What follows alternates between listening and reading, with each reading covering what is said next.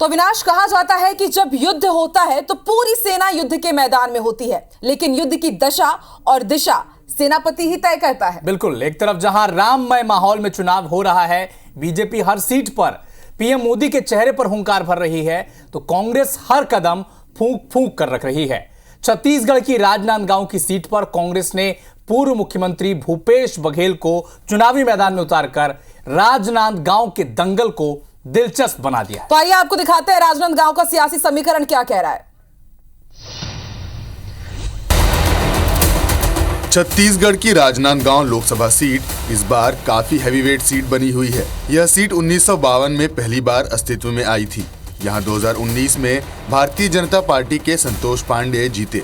BJP के संतोष पांडे ने कांग्रेस के भोलाराम साहू को 1,11,967 वोटों से हराया था। 2024 में भी बीजेपी ने संतोष पांडे को ही इस सीट से मैदान में उतारा। उधर कांग्रेस ने इस सीट पर छत्तीसगढ़ के पूर्व मुख्यमंत्री भूपेश बघेल को उम्मीदवार बनाया। 2009 से इस सीट पर बीजेपी का कब्जा है। राजनांदगांव लोकसभा के अंतर्गत विधानसभा की कुल 8 सीटें आती हैं। विधानसभा के हिसाब से देखें तो कांग्रेस के विधायक हैं और 3 पर बीजेपी के विधायक हैं।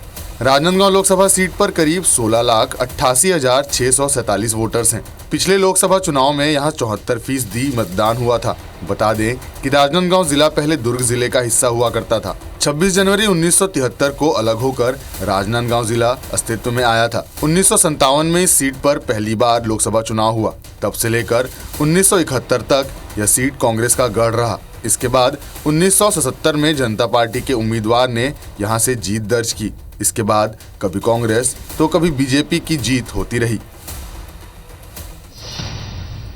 तो ये सीट कितनी हाई प्रोफाइल आकांक्षा है, इसका अंदाजा आप इस बात से लगा सकते हैं कि जैसे ही भूपेश बघेल के नाम का ऐलान हुआ, भारतीय जनता पार्टी ने न सिर्फ चुनावी मैदान में बल्कि सोशल मीडिया पर भी उसका जिक्र करना शुरू कर दिया। बिल्कुल, सोशल मीडिया में भी ये जंग लड़ रहे हैं और लड़े भी क्यों ना, क्योंकि आखिर साख का सवाल है। याद ही होगा बीते दिनों कैसे दोनों दिग्गजों के बीच एक्स यानी कि सोशल मीडिया पर वार हुआ था, किस तरह से एक दूसरे पर प्रहार कर रहे थे और कुछ इसी तरह का प्रहार अब हम देखेंगे जब तक मतदान ना हो जाए।